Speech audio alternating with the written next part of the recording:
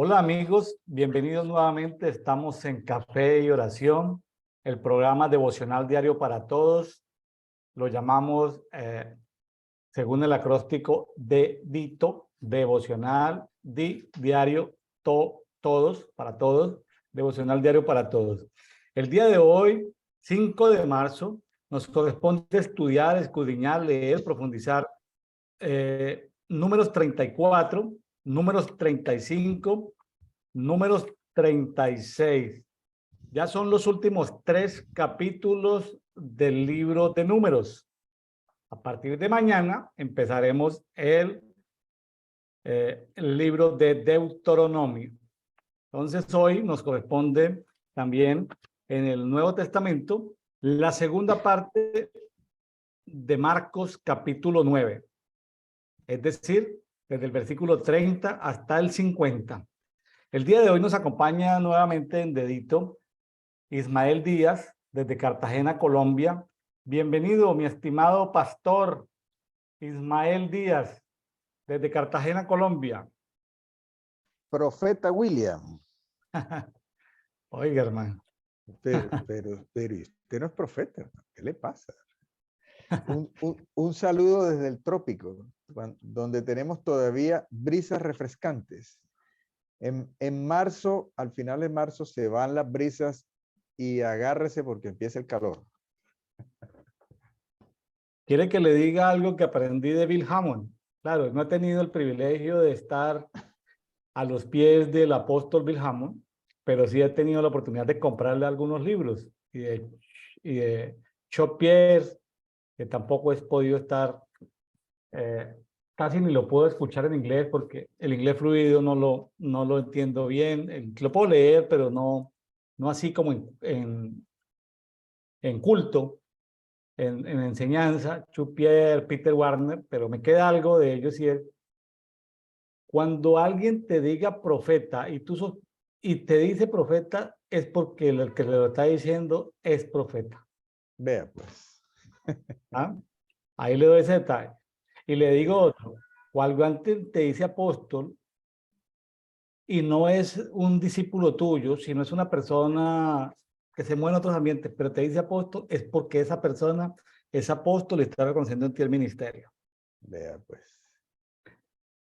Lo mismo aprendí en la escuela de maestros en Colombia con Walter Rumier, nuestros amigos queridos de Comunidad de Fe, en la escuela de maestros. Si alguien te dice maestro, es porque el que te está diciendo maestro es porque ya es maestro.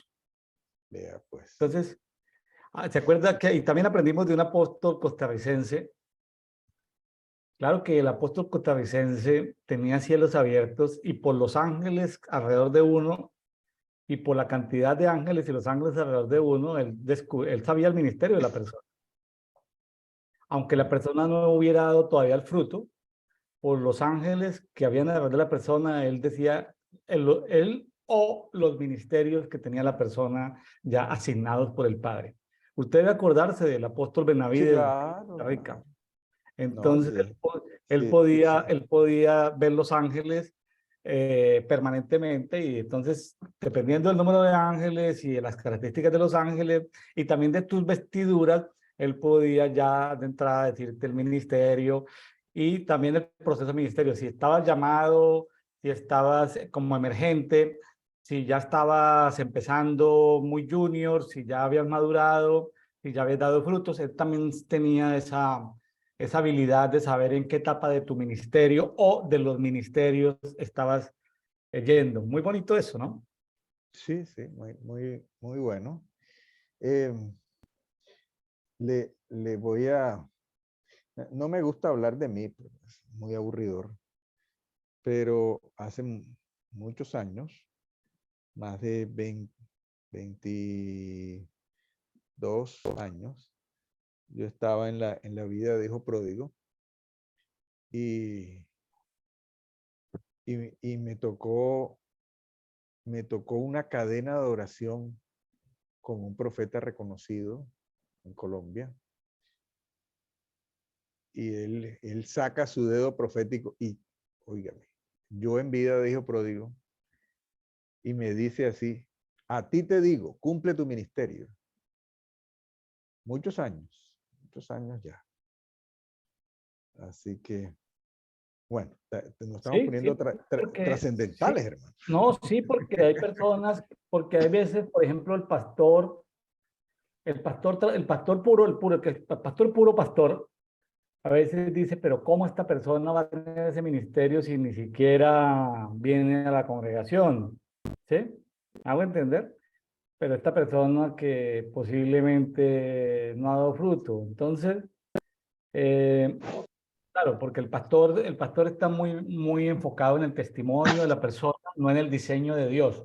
Está bien, es decir, ambos tienen la razón. Son diferentes formas de ver lo mismo, de ver integralmente a la persona, ¿sí? Bueno, mi estimado profeta Profeta Ismael. Ismael. Bueno, bendito sea Dios. Aquí me están llamando por teléfono. Bueno, entonces vámonos con números 34. Bueno, números 34. Que habla Números, sobre los límites del territorio, de cómo repartir el territorio y una lista de príncipes que, bueno, ya hemos visto muchos nombres en estos capítulos. Bueno, sí, aquí me llaman poderosamente la atención. Este es uno de estos versículos o pasajes que son complejos, que no se prestan como para enseñanza, que no han sido muy enseñados, pero que es enseñanza. Vamos a leerlo. Habló Jehová a Moisés diciendo, manda a los hijos de Israel y diles, estáis por entrar en la tierra de Canaán, os será como herencia la tierra de Canaán, según sus límites. Y pues una de las cosas que me llamó la atención cuando leí esto es que eh, el Señor, que es todopoderoso, que tiene dominio y que Él en su momento aparece en otros pasajes diciendo que Él repartió las tierras, eh, le pone límites a su tierra. Y no, Israel no es muy grande. Israel no es una de las naciones más grandes de la tierra. Y él le pone límites. Y ese tal vez fue uno de los problemas, pienso yo, que tuvo David en su momento, porque él teniendo los recursos y la gente para manejar un ejército de 1.100.000 soldados, ha podido pensar en conquistar territorio. Y el Señor desde antes le pone límite. Para poner un ejemplo, Alejandro Magno, que hizo todo lo que hizo con 40.000 hombres. 40.000. Mientras que David llegó a tener en el censo problemático, en el censo complejo, en el censo que le causó la muerte a 70.000 personas, tenía 1.100.000.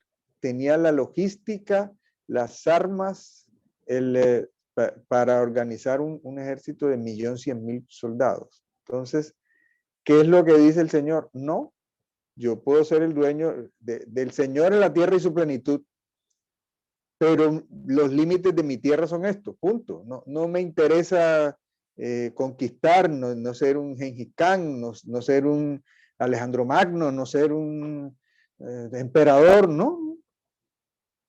Estos son los límites. Y eso es lo que dice el versículo 2. Entonces, eso me llamó muchísimo la atención.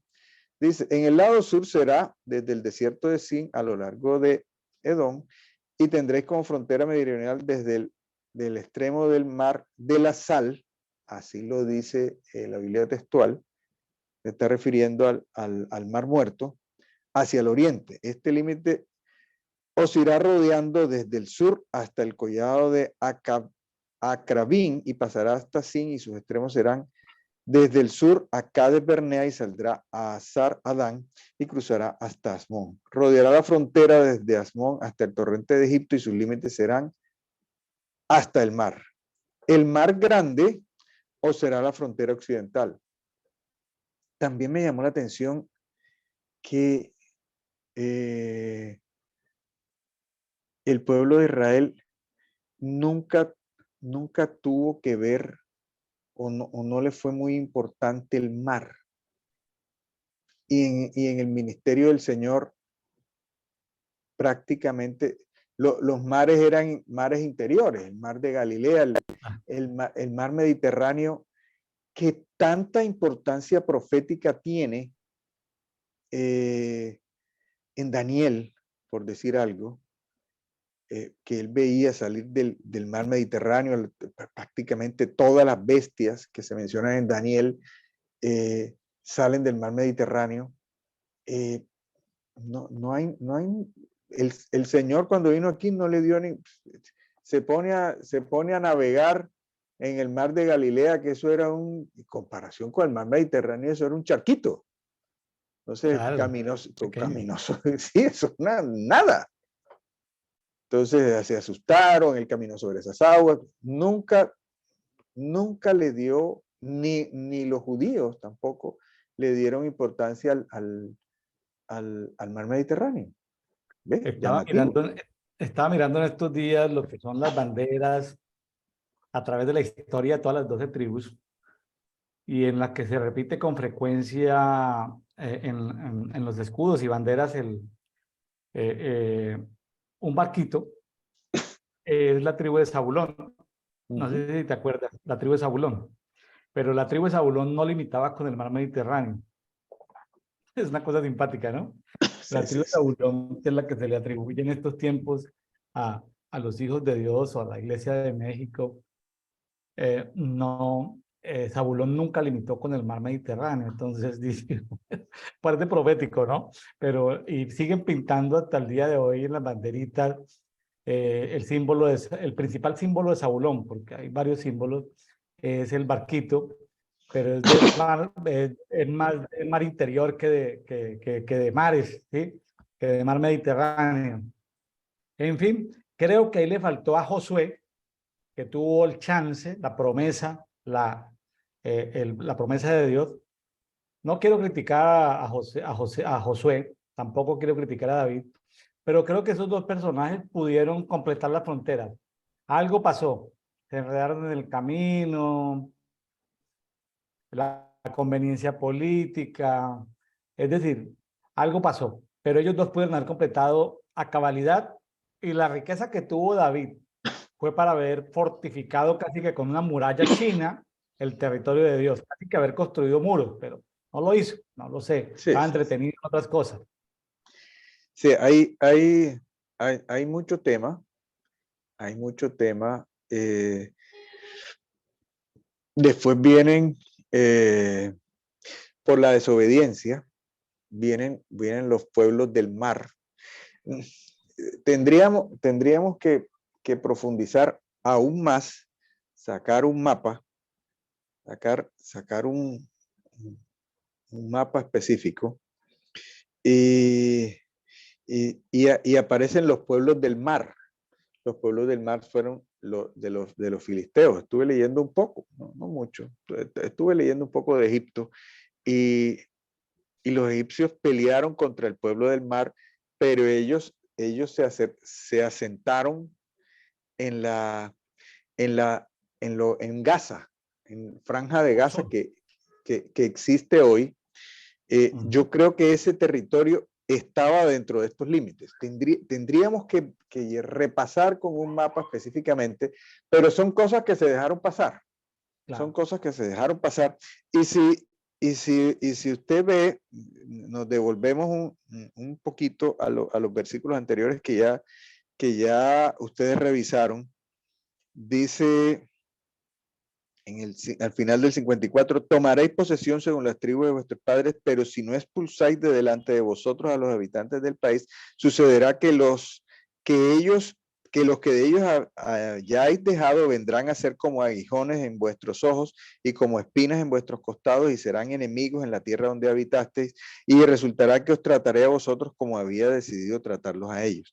Vea, hasta cierto punto pasó con los pueblos del mar, que fueron los filisteos, que en época de David le causaron, hasta la época de David les causaron tanta cosa. Entonces, aquí había unos límites que se dejaron pasar por alto, que no hubo la diligencia, lo que estaba diciendo al final del capítulo anterior, y aquí se puede revisar. Entonces, hay unas especificidades que se cumplieron hasta cierto punto. Sigo, versículo 6. El mar grande os será como frontera occidental y su costa os será el límite occidental.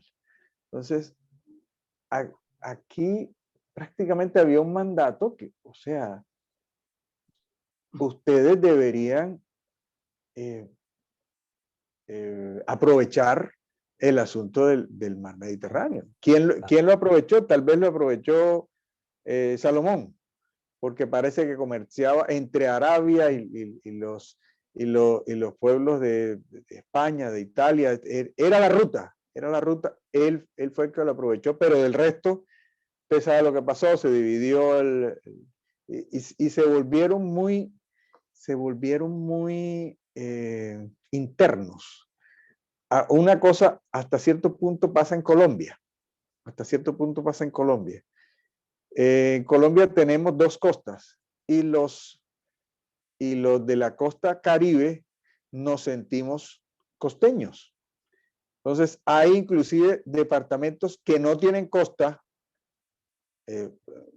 Aquí le hablamos a nuestros amigos extranjeros, como el caso del Cesar, que es el de la música vallenata, pero un cesarense que no tiene costa se siente costeño, porque en su momento fue parte del departamento del Magdalena.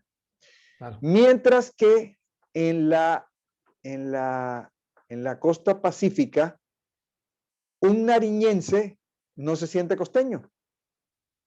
No. Si acaso, sí, si acaso un tumaqueño, pero un bayuno que tiene costas en el Pacífico no se siente costeño. Dicen, a un bayuno usted le dice costeño y a un caucano, el caucano se siente de montaña. Entonces, claro, un poco pasa con el pueblo de Israel aquí. Tenían por derecho de Dios mismo costas sobre el Mediterráneo, pero no, nunca tuvieron que ver.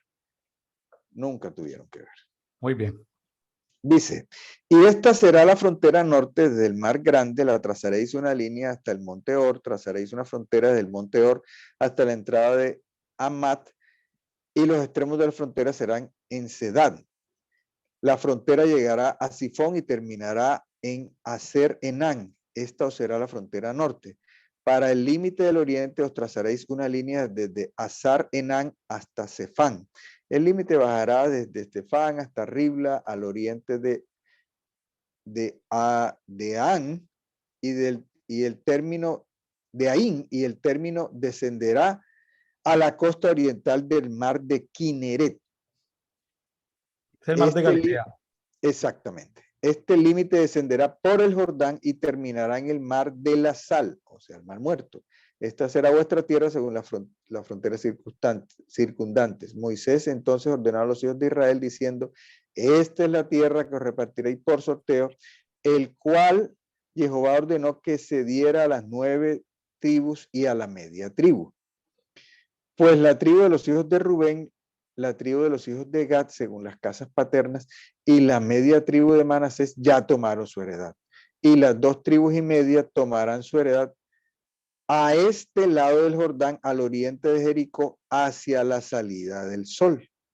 Creo que no hay necesidad de explicarlo, porque está pues, bastante claro. Pero fíjese, Ismael, que el territorio que Dios le dio a los hijos de Rubén, a los hijos de Gad y a la media tribu de Manasés, que están al oriente del Jordán, hoy en día no están en Israel, están completamente en Jordania. Exactamente. Hoy no están en Israel. Hoy, al día de hoy, 2023, están del lado de Jordania. Bueno, sí, ahí pasó algo. No se hicieron respetar los límites. No se hicieron respetar los límites. Y dice, y escogeréis un jefe de cada tribu para repartir la tierra. He aquí los nombres de los varones. De la tribu de Judá, Caleb ben Jefone. Aquí está. De la tribu de Simeón, Samuel ben Arniut. De la tribu de Benjamín, Elidad ben Quislón, de la tribu de Dan, el jefe Becky Ben Hogli, vea esos nombres. En cuanto a los hijos de José, de la tribu de los hijos de Manasés, el jefe Aniel Ben Efod, de la tribu de los hijos de Efraín, el jefe Kemuel Ben Siftán, de la tribu de Zabulón, el jefe El Sifán Ben Parnac, de la tribu de los hijos de Israel, el jefe Paltiel Ben Asán, de la tribu de los hijos de Aser, el jefe Ayud Ben Selomi, de la tribu de Neftalí, el jefe Padael Ben Amiud. Tales son los que mandó que repartieran a los hijos de Israel en la tierra de Canaán. Ismael, yo me pregunto por qué en la Biblia textual 4 en lugar de colocar Ben, no colocan hijo. Si hijo está en castellano, o será un título que quieren conservar ahí. Sí, parece que sí. Ese estaba, lo que pasa es que yo reviso en varias versiones, yo estaba escuchando ¿qué?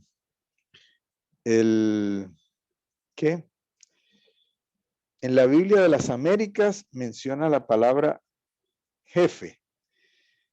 En la Biblia Reina Valera menciona la palabra príncipe. Y esa palabra es nací. Nací, eso me llamó la atención. Propiamente uno exaltado, un rey o jeque, también neblina que se levanta corresponde a jefe, juez, nube, principal, príncipe, rey, vapor. Eso me llamó la atención. ¿Por qué dice ven? Y es hijo. Y es hijo. Sí, porque estamos hablando en español. Y lo ponen en hebreo. Ven. Sí. Hijo. Y no es común.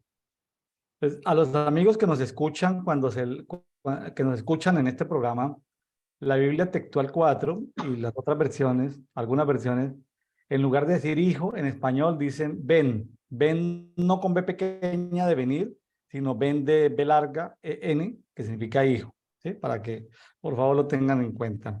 Muy bien, son detalles ahí que vamos comentando con el tiempo. Ismael, vámonos con Números 35, habla de las ciudades para la tribu de Leví, para los descendientes de Leví. Me llama la atención que son ciudades cuadradas, como como la Nueva Jerusalén, que es una ciudad cúbica de 900 metros por 900 metros, exactamente 48 ciudades repartidas entre todas las tribus. Dentro de las 48 ciudades, 6 deben ser de refugio. 3 van a quedar al oriente del Jordán, es decir, en las 2 tribus y media, y las otras 3 ciudades de refugio van a quedar al occidente del Jordán, que son ciudades de refugio. Las ciudades de refugio estaban para muerte sin culpa. De eso trata el capítulo, es decir, el establecimiento de una de las ciudades de los levitas que están dentro, a una distancia de las ciudades de todas las 12 tribus, a una distancia prudente, pero donde ellos iban a tener sus casas, sus ganados. Los levitas iban a estar distribuidos entre todas las tribus, pero se incluyeron esas ciudades de refugio, unas ciudades que tienen connotaciones para algunos muy positivas, para que la venganza de aquellas personas adoloridas no se diera, como en las culturas turcómanas, mongólicas, chinas, que la venganza es es algo ahí dentro de la cultura, era para que bajara esa posibilidad de la venganza, del odio acumulado, porque hay accidentes de trabajo, hay accidentes entre amigos, están jugando y algunos se accidentó, pues no era culpable. Claro, hay que determinar que si uno muere, pues hay culpabilidad, pero hay casos de muerte en juegos, en trabajo, hay accidentes de trabajo que causan la muerte. Entonces, como quedan familiares resentidos, con ira, con dolor, con venganza, entonces había que tener esas ciudades de refugio. Y bueno, se establecen al final los procedimientos legales de cómo administrar estas ciudades de refugio. Así es. Quiero hacer unos comentarios, pero pues los quiero hacer al final. Algunas cosas que sí se van a ir mencionando en la medida que vamos leyendo. Dice, habló Jehová a Moisés en las llanuras de Moab, junto al Jordán, frente a Jericó, diciendo. Es bien llamativo que ya están viendo a Jericó, ya están viendo a una de las ciudades fortificadas más antiguas, es una de las ciudades más antiguas de la tierra, y es en ese sitio donde se termina de establecer el código penal y de cosas que tienen que ver con pena de muerte. Ahí revisaremos algunas cosas más adelante. Ordena a los hijos de Israel, versículo 2, que de su herencia en propiedad den a los levitas ciudades en las que puedan habitar, y entregaréis también a los levitas los pastizales de las ciudades en torno a ellas. Los levitas lo que tenían era ciudades, y tenían para poder pastar, sitios donde poder pastar. O sea que sí llegaban a tener sus propios animales para sustento. Entonces, no estaban sometidos a la carga del impuesto, pero sí tenían para supervivencia, digamos, para supervivencia. Y estaban en común. No. Era una forma que no era fácil de administrar, porque eran todos los levitas y estaban las cosas en común. Y entonces, las ciudades de refugio eran de los levitas, eran de los que tenían el servicio al Señor. Entonces, es bien llamativo eso. Dice, las ciudades les servirán de morada y los pastizales serán para los animales domésticos y para todas sus bestias. O sea, bestias que los caballos, mulos, si había de pronto algún buey para arar, entonces era para eso. Mediréis 2000 codos fuera de la ciudad por el límite oriental, 2000 codos por el límite sur, 2000 codos por el límite occidental y 2000 codos de la parte norte, quedando la ciudad en el centro. Esto será para ellos como pastizales para las ciudades. Y daréis las ciudades a los levitas. 6 ciudades serán refugios, las cuales daréis para que se refugie allá el homicida, y a ellos 42 ciudades. Esto sí me llamó la atención. Y a ellos 42 ciudades. Todas las ciudades que daréis a los levitas serán 48 junto con sus pastizales. Entonces, 6 más 42 da 48 ciudades. 48 ciudades para los levitas. Vea pues. Las ciudades que daréis proveerán de la propiedad de los hijos, provendrán de la propiedad de los hijos de Israel. Del que tiene mucho, tomaréis mucho. Del que tiene poco, tomaréis poco. Cada uno cederá de sus ciudades para los levitas en proporción de la propiedad que haya heredado. Es bien llamativo eso, porque es claro que algunos tribus le tocaba más extensión. Algunos tribus le tocaba más extensión. Claro, cuando se hizo el censo, las 2 o 3 tribus que más tenían duplicaban en población a las 2 o 3 que menos tenían. Entonces sí había necesidad de asignar mayor territorio a las tribus más grandes en población. Exactamente. Entonces, y luego Jehová habló a Moisés diciendo, habla a los hijos de Israel y diles, estáis por pasar el Jordán hacia la tierra de Canaán. Os escogeréis ciudades que serán para vosotros, ciudades de asilo donde pueda refugiarse el homicida que mate a algunos sin intención. Tales ciudades os servirán de refugio frente al vengador, y así el homicida no morirá antes de presentarse a juicio ante la asamblea. Me quiero detener un momentito aquí, porque en diferentes versiones lo dice de diferentes formas. Vamos a ver. Bueno, aquí aparecen todas el vengador. El juicio será, y ahora lo va a explicar, el juicio será congregacional. El juicio no será de una sola persona o del príncipe o de una persona encargada, es todo el pueblo a decidir. Y aquí lo va a explicar más adelante. Así pues, de las ciudades que daréis, tendréis 6 ciudades de refugio. Entonces, de las 48, 6 tenían esa característica.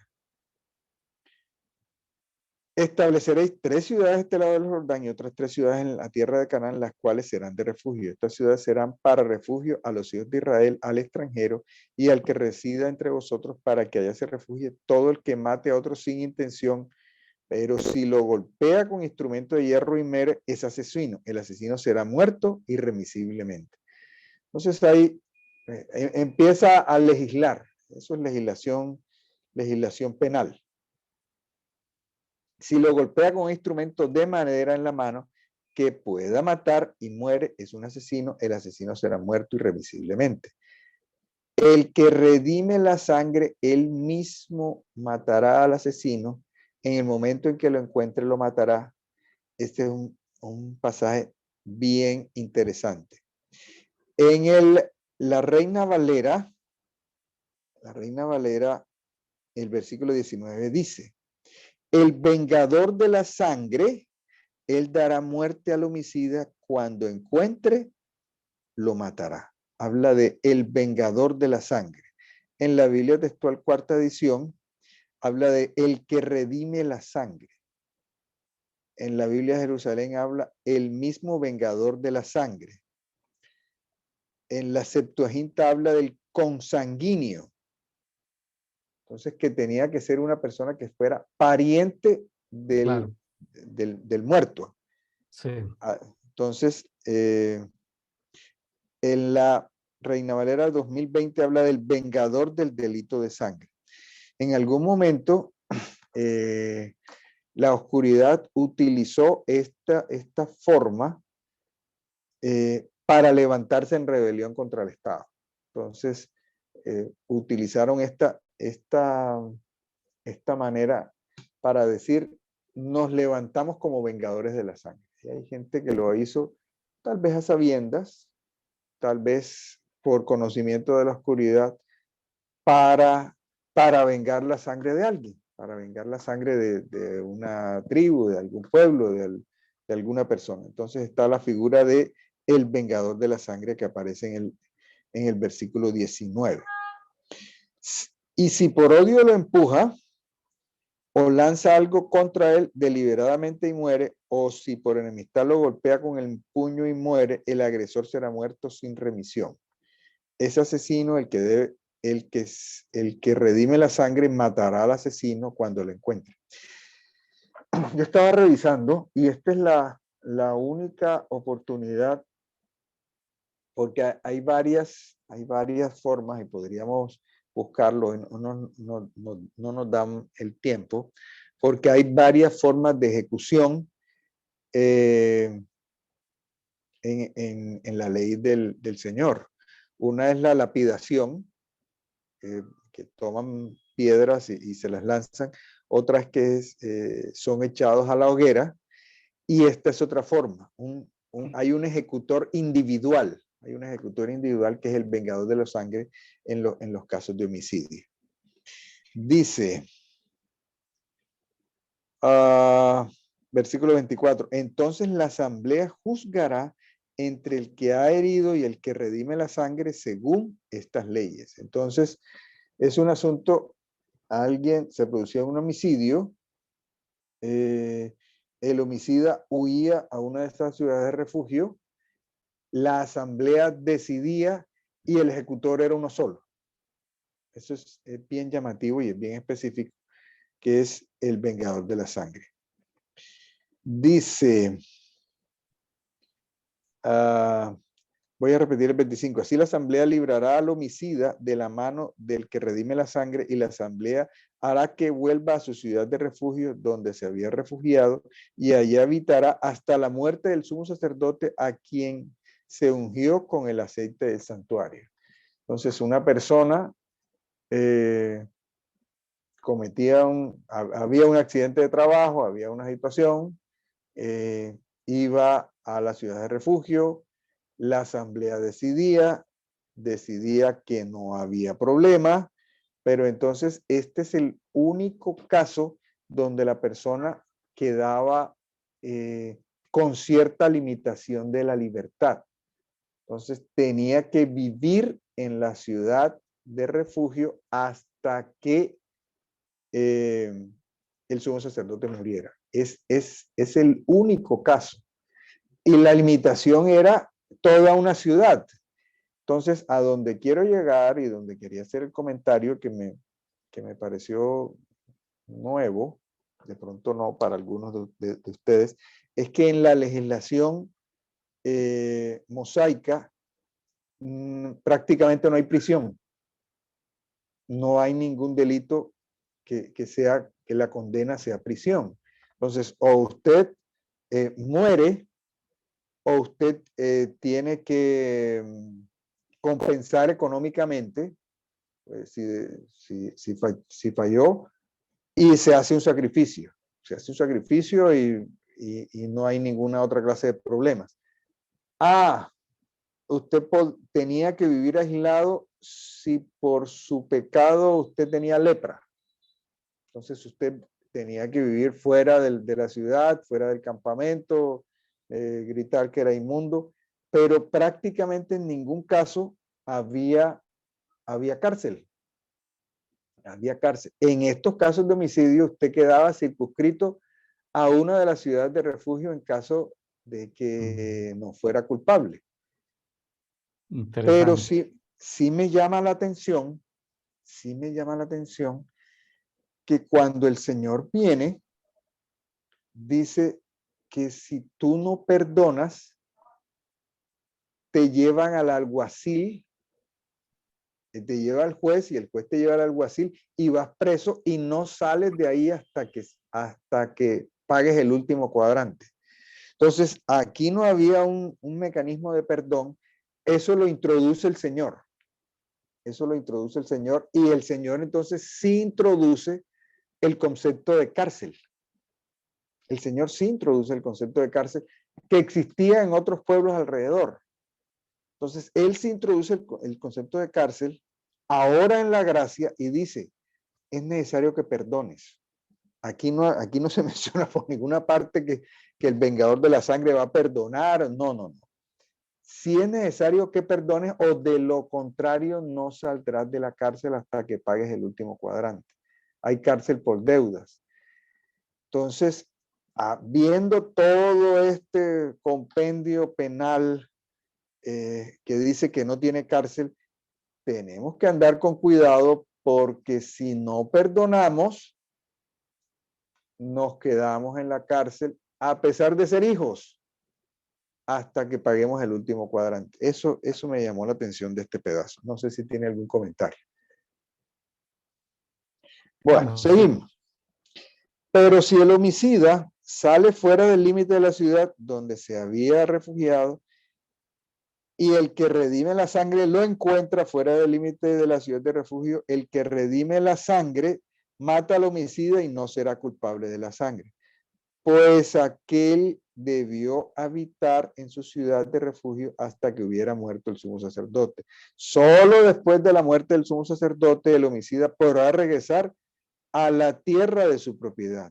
Estas cosas serán por estatuto perpetuo, por estatuto de juicio en vuestras generaciones venideras, a todos vuestros asentamientos. Cualquiera que mate a alguno por el testimonio de testigos se hará morir al homicida, pero el testimonio de un solo testigo no bastará para que una persona muera. Por la vida del homicida no aceptaréis rescate. Es reo de muerte y será muerto irremisiblemente. No aceptaréis rescate del que, habiéndose aislado en su ciudad de refugio, vuelve para habitar en la tierra antes de la muerte del sacerdote. Y vea lo que me llama la atención, versículo 33, no profanaréis la tierra en la cual estáis, porque la sangre profana la tierra, y la tierra no será expiada de la sangre que fue derramada en ella, excepto por la sangre del que la derramó. Vea, la expiación de la tierra. Me voy nuevamente a Hebreos. cuando dice que la sangre del Señor habla mejor que la de Abel. La sangre del Señor también puede servir para expiar la tierra. Los que están en la guerra territorial. Sí. Porque la sangre de Abel hablaba, la sangre del Señor habla mejor que la de Abel. Entonces esto se aplica aquí. La tierra no será expiada de la sangre que fue derramada en ella, excepto por la sangre del que la derramó. Interesante. Es un tema de sangre. Con la sangre se limpia lo que manchó la sangre, ¿no? Sangre con sangre. Interesante esto. Dice, la sangre profana la tierra. La sangre profana la tierra. Dice en la Reina Valera 60, y no contaminaréis la tierra donde estuvieres, porque esta sangre amancillará la tierra. Es bien llamativo esto. La forma como dice, es la palabra hanef, hanef. Raíz primaria, ensuciar, específicamente en sentido moralmente, amancillar, contaminar, profanar, seducir. Esto para tierras tan violentas, para tierras derramadoras de sangre como donde está usted en México, para Colombia, para Perú, donde se está derramando sangre desde antes de los conquistadores. Entonces, hay algo pendiente ahí. La tierra es amancillada, la tierra es profanada, la tierra es ensuciada, literalmente. Entonces, como dice, en la textual cuarta edición dice profanada, en la Jerusalén dice profanada, en la Biblia de las Américas dice contamina, en la Septuaginta dice profana, en la Reina Valera dice contamina, otra en la Reina Valera 2020 habla de mancillar. Y esto me llama la atención aquí un principio de derecho penal que está en el 30, en el 35-30, y es que un solo testigo nunca es suficiente. Exacto. Se necesitan dos o más testigos. ¿Se acuerda por allá cuando el apóstol Pablo estaba resolviendo problemas entre las iglesias? Si alguien hubiera pecado, se necesitaba más de un testigo, ¿no? Sí, sí, Un sí. solo testigo no, porque puede haber confabulación, ¿sí? Solo puede haber confabulación. Y me acuerdo de una escritura apócrifa de Daniel. No está en el libro de Daniel, en el canónico, pero sí de un crimen que cometieron dos ancianos contra una joven virgen. Y el uno acusaba a la virgen del otro porque los dos querían poseer a la virgen. Y Daniel entonces, pensando en esto de que un solo testigo no era suficiente, Daniel siendo muy joven y antes de estar cuando estaba ahí en la corte, muy joven, pues ahí de 20 años, Daniel investigó todo el caso, habló con los tres por separados delante de la multitud y Daniel pudo discernir que los dos mentían por las preguntas que Daniel hizo frente a cada uno de los ancianos. Descubrieron que estos ancianos perversos estaban enlodando a esta mujer joven por ser mujer y por ser joven, dos doctores de la ley pervertidos en tiempos de Daniel, y cómo Daniel pudo, basado en este principio, como mínimo dos testigos, sacar adelante eso. En fin, son derechos, son estas circunstancias interesantes. Entonces, amigos, y son principios como los que habla el apóstol Pablo, ¿no? Hay casos donde uno no puede tomar decisiones con un solo testigo, sino que hay que esperar, calmar, que vieron a su marido en no sé dónde y se lo dijo la vecina, que es la que está injuriando, montando una película para crear cizaña. Entonces, calmada, espérese a ver, necesitan como mínimo dos testigos, ¿sí? Siempre hay gente malvada a nuestro alrededor que quiere sembrar cizaña. Entonces, no, un protocolo no es, un protocolo es cuando haya un solo testigo, pues déjenlo en reposo. Déjenlo en reposo como lo que hace las agencias de inteligencia, ¿sí? A nivel internacional. El dossier, apenas tome nota y déjelo ahí. Sigue investigando, pero no dé lugar a celos, ni a venganzas, ni a enemistades, porque estoy hablando de las personas que nos están escuchando. Por un solo comentario de alguien no es suficiente. Pueden haber malas intenciones en esa persona, tiene que esperar a que haya, salvo que sea un niño, que al niño lo pone en el psicólogo, lo pone a pintar en la escuela, muéstrame su familia y pinta a la mamá y pinta al padrastro como un ogro, pues hay que pararle bolas al niño, ¿sí? Porque los niños dicen que el padrastro pues no es tan querido cuando pintan un diablo abusándolo. Entonces, hay que saber, ¿no? Discernir entre a quién se le puede creer y a quién no se le puede creer. Bueno, Así es. Bueno, y termina diciendo, no contaminarás la tierra donde vosotros habitáis, en medio de la cual yo habito. ¿Ve? Ustedes habitan, yo habito, pero ustedes la pueden contaminar con la sangre, porque yo, Jehová, habito en medio de los hijos de Israel. Bien llamativo esto de o la sea que sangre.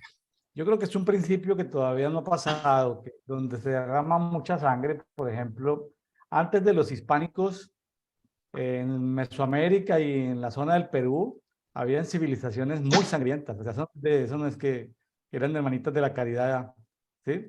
Eso era gente violenta.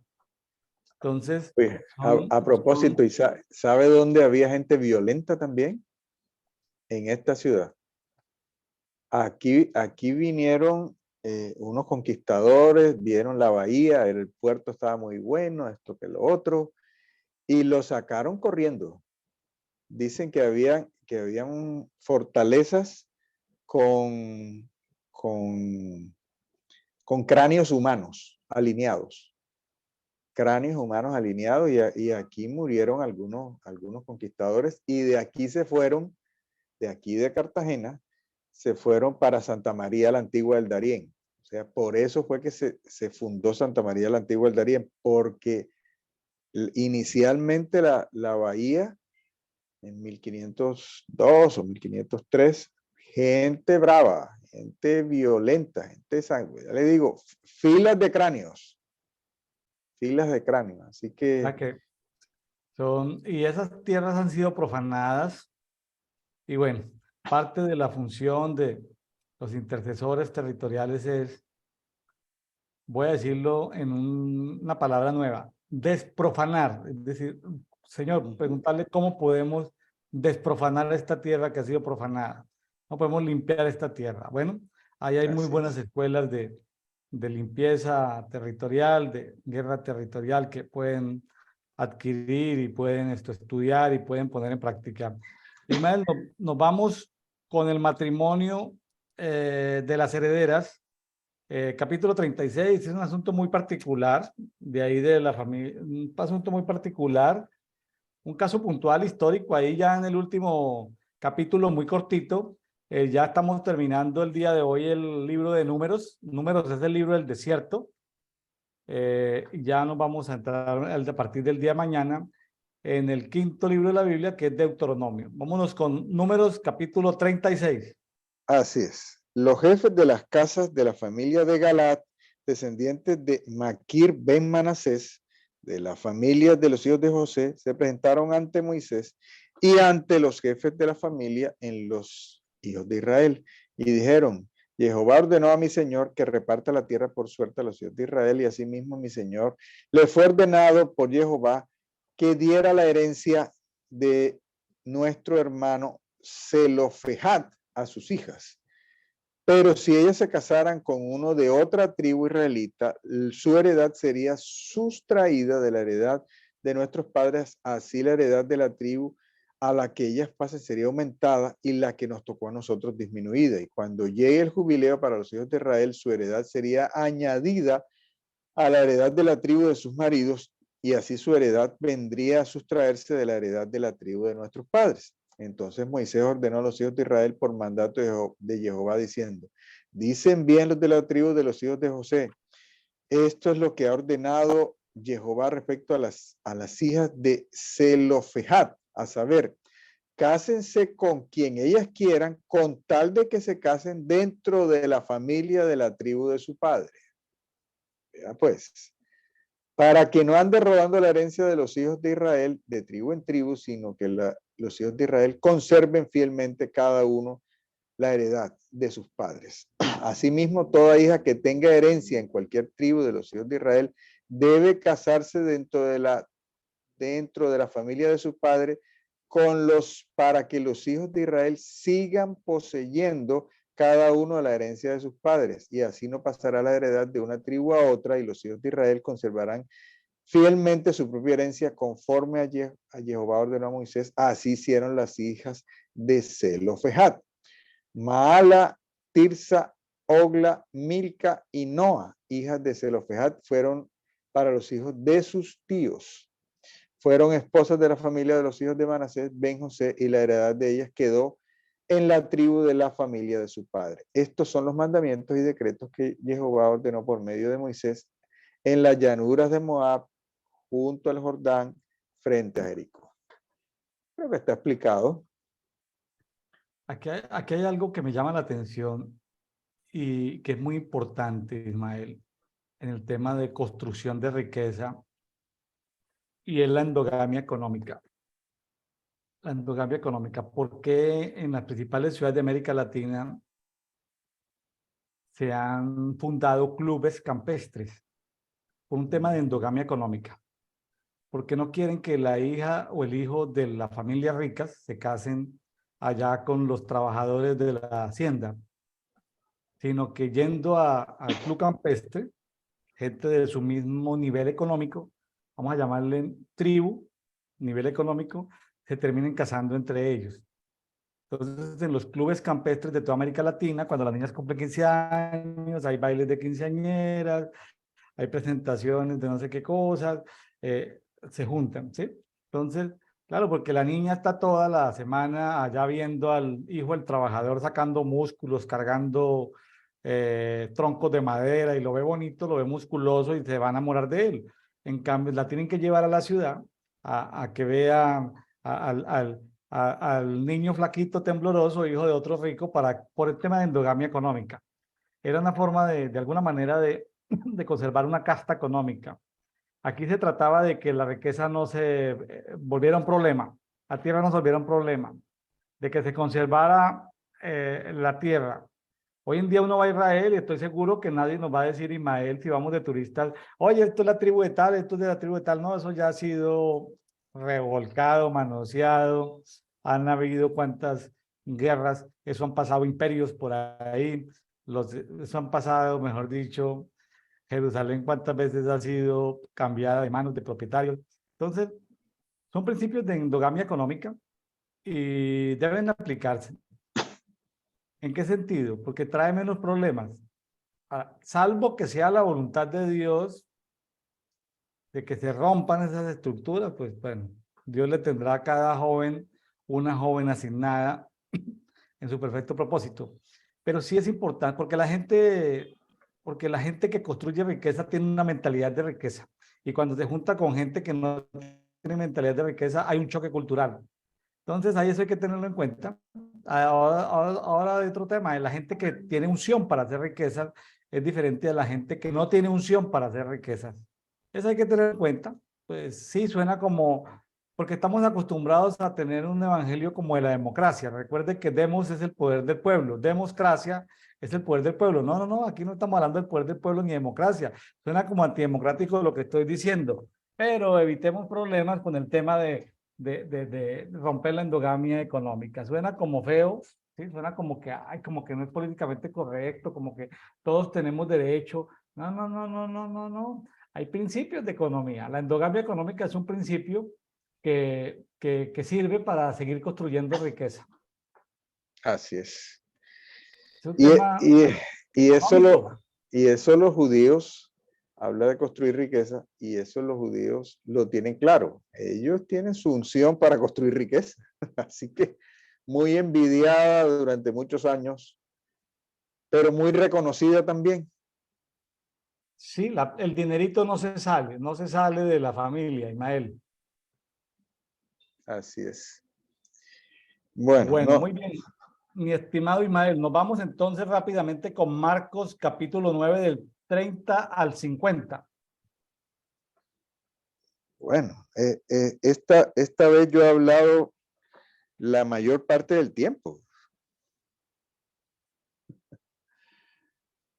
Bueno, aquí está el 30. Marcos 9:30. Saliendo de allí, deambulaban por Galilea, pero no querían que ninguno lo supiera.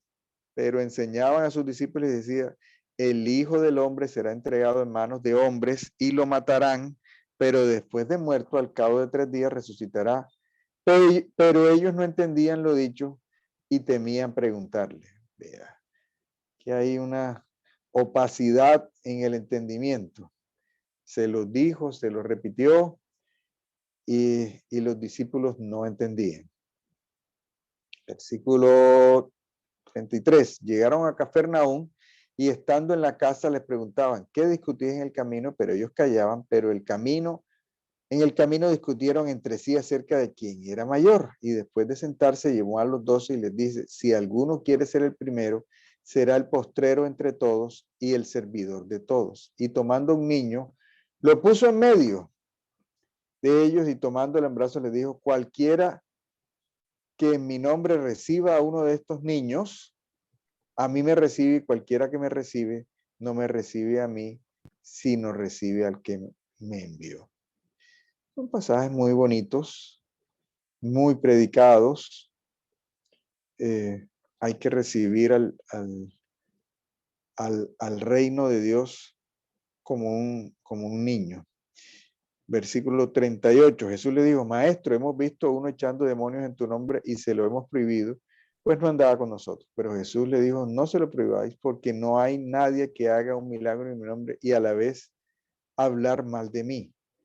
Pero el que no está contra nosotros está a favor de nosotros. Cualquiera pues que os dé de beber un vaso de agua porque soy de Cristo, de cierto digo que en ningún modo perderá su recompensa. El Señor estaba ampliando y había otra gente predicando al Señor en esos tiempos peligrosos, porque en esos tiempos, mucho más que ahora, era peligroso predicar al Señor. Versículo 42, cualquiera que haga tropezar a uno de estos pequeños que creen, mejor sería que le colgaran al cuello una piedra de molino de asno y lo echaran al mar. Si tu mano te causa tropiezo, córtala, más te vale entrar manco en la vida que ir con las 2 manos a la gehenna, al fuego inextinguible. Y me llama la atención algo que en la Biblia textual, 4ª edición, el versículo 44 no está. ¿Qué dice el versículo 44? Permítame. El versículo 44, Biblia de las Américas, dice, donde el gusano de ellos no muere y el fuego no se apaga. En la Biblia textual, 4ª edición, ese versículo no aparece. Entonces es un asunto de copias. En la Biblia del lenguaje sencillo tampoco aparece. Básicamente, en la traducción en lenguaje actual tampoco aparece. Y en una versión interlineal griego-español tampoco aparece. Así que queda esta nota aquí. Aquí no hablan de gusano y fuego que no se apaga. Eso es como una nota extra. Sí. Y si tu pie te causa tropiezo, córtalo, más te vale entrar cojo en la vida que con los 2 pies ser echado en la gehenna. Y si tu ojo te causa tropiezo, sácalo, más te vale entrar tuerto en el reino de Dios que con los 2 ojos ser echado en la gehenna. El versículo 47 tampoco aparece en la Biblia textual 4ª edición. Vamos a revisar.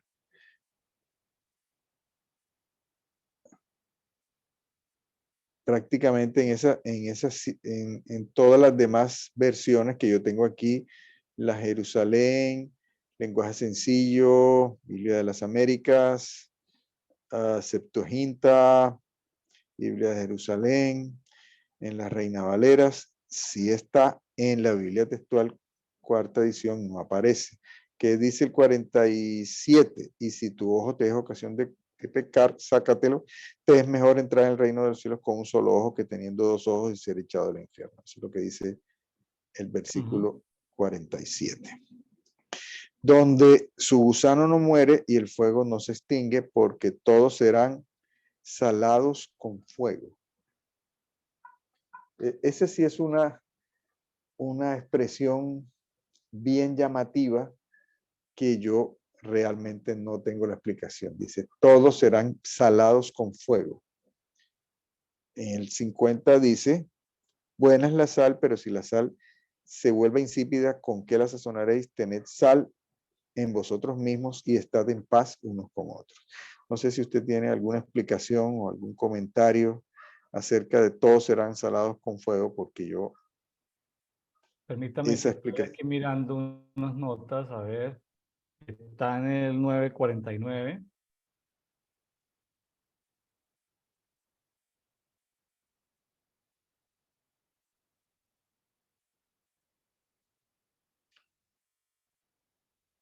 Sazonados con el fuego, salados con el fuego. Le leo lo que dice un comentario acá. Mire lo que dice la TLA.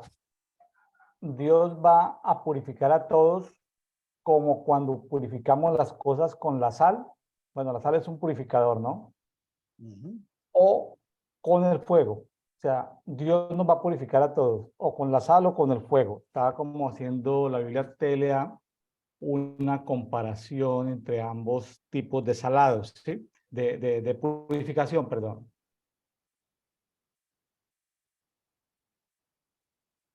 Así es. El fuego purifica, y más vea, como dice un dicho, del fuego quedan, el calor o el fuego sirve o para producir un buen asado o para producir cenizas, ¿sí? O sea, madura de alguna manera.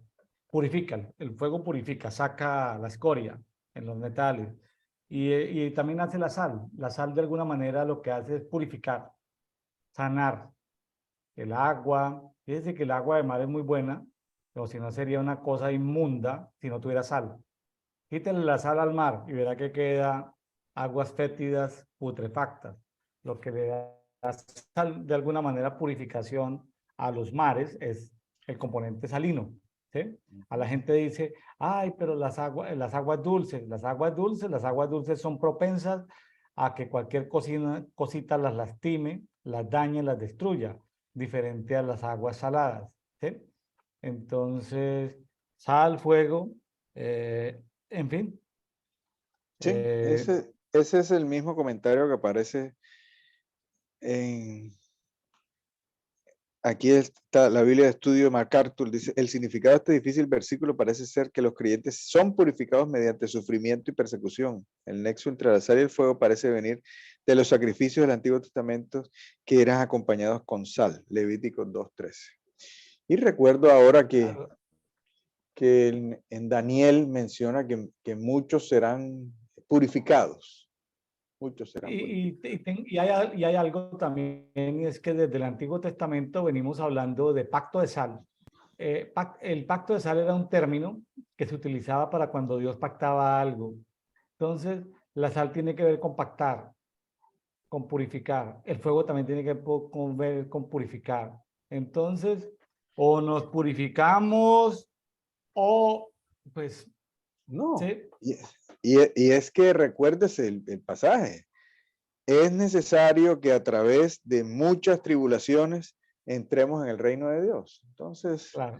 eso no es así como que así.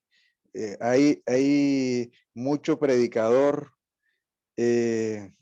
motivacional y que es necesario, pero el Señor nos invita es a morir. El Señor nos invita a estar juntamente crucificados con Él. Claro. Eso no es que venga y usted tiene problemas, se le van a acabar los problemas. No. O sea que Hechos, o sea que esos letreros y esos programas de televisión que dicen pare de sufrir, no, no, no es tan olvídese. cierto. Es posible que Pero si, empiecen los sufrimientos. pero si el Señor dice en el mundo tendréis aflicción. No, imagínese usted a un musulmán que se convierta en este momento en medio de un país musulmán, a ver si pare de Sí, sufrir. Ahí es para donde eso empiezan dice, los ¿cómo sufrimientos. no? O a un hindú, o a una persona hindú o de la India, que practicante del hinduismo en un ambiente donde se convierta, o alguien que esté en el Partido Comunista Chino gozando los privilegios de lo que tienen ellos y convertirse y públicamente decir que se convirtió, a ver si no le empiezan los problemas. Sí. Confort, Ahí es donde eh, empiezan los problemas. Hechos 14:22, confortando los ánimos de los discípulos, exhortándoles a perseverar en la fe y diciéndoles, es necesario que pasemos por muchas tribulaciones para entrar en el reino de Dios. Entonces, eso, venga, que usted tiene problemas y ya se le acabaron. Sí, sí. Ay, Dios mío. O sea que es una forma muy pintoresca de... Lo que pasa es que estamos en unos contextos relativamente cristianizados. Hay gente que no les gusta, pero en América Latina, como sea, no hay una persecución abierta. La Iglesia Católica ha perdido mucha fuerza, ya no domina como hace 50 años, ya no manipula como hace 50 años. Sus mismos jerarcas se han encargado de debilitarla, le están entregando Europa al islamismo, entonces, y se están abriendo a todas esas ideas progresistas, marxismo cultural, en destrucción de la familia, o sea que están perdiendo mucha autoridad y ese cristiandad, hablando en términos, la palabra cristiandad arropa todas las religiones que tengan que ver con Cristo, están perdiendo mucha fuerza, mucha moral, en fin. Mi estimado Ismael, pues son pasajes que toca que abordar. Aquí lo importante es saber, retomando un poquitico lo que hemos leído hoy, que lo que más me llama la atención es mucha gente hoy, como siempre, ¿no? Mucha gente quiere ser el primero, como dice en el Marcos 10:35, mucha gente quiere estar en primera fila, pero para ser el primero hay que ser el postrero de todos y el servidor de todos. Si tan solo esos supieran los gobernantes de América Latina, que ellos son servidores, ellos no están llamados a ser tiranos del pueblo, ellos están llamados a ser servidores del pueblo. Si tan solo supieran eso nuestros políticos, el día que les tocara gobernar, lo harían con algo de luz, pero no, ellos se creen tiranitos, emperadorcitos, reyesuelos, que creen que pueden imponer tiránicamente sus oscuras ideas en contra de la población. No tienen ni la más remota idea de Marcos 10:35, que si se meten en el servicio público es porque son servidores, no son usufructuadores, ni prevaricadores, ni dictadorzuelos. En fin, eso es lo que sufrimos hoy en nuestras naciones. Mucha gente haciendo curso de dictadorzuelo. Bueno, Ismael, Díaz desde Cartagena, Colombia, agradecemos mucho su tiempo, estar con nosotros en Dedito Devocional Diario para Todos, a los amigos que nos escuchan. Por favor, compartan con otras personas para que biológicamente este programa pueda llegar a muchas más. No estamos inyectando dinero porque hay forma en las diferentes redes sociales de uno pagar para que se lo den a conocer a más gente, sino es el crecimiento biológico. Es decir, que si usted le da me gusta, pues nos ayuda, si usted lo comparte, nos ayuda. Es decir, si usted se suscribe, nos ayuda. Es la manera en que estos mensajes pueden llegar a otras personas que estén en este momento con ganas de comenzar a estudiar la Biblia y se animan a ir durante un día, un tiempo, mientras crean el hábito, se vuelven buenos lectores de la Biblia, descargan el programa de lectura de la Biblia en un año que está ahí en Facebook, en un grupo público Café y Oración, lo descargan y se meten, no importa cuándo empiezan, simplemente el día en que empiecen, ese día se conectan y estamos ahí todos los días del año conversando algún pasaje tanto del Antiguo como del Nuevo Testamento. Un abrazo, Ismael. Saludes allá en Cartagena, Colombia, a todos los amigos de Colombia. Bueno, señor, un saludo a todos los mexicanos. A todos los amigos de habla hispana que nos escuchan, Dios les bendiga, Dios les guarde. Nos vemos el día de mañana. Ya empezamos el libro de Deuteronomio.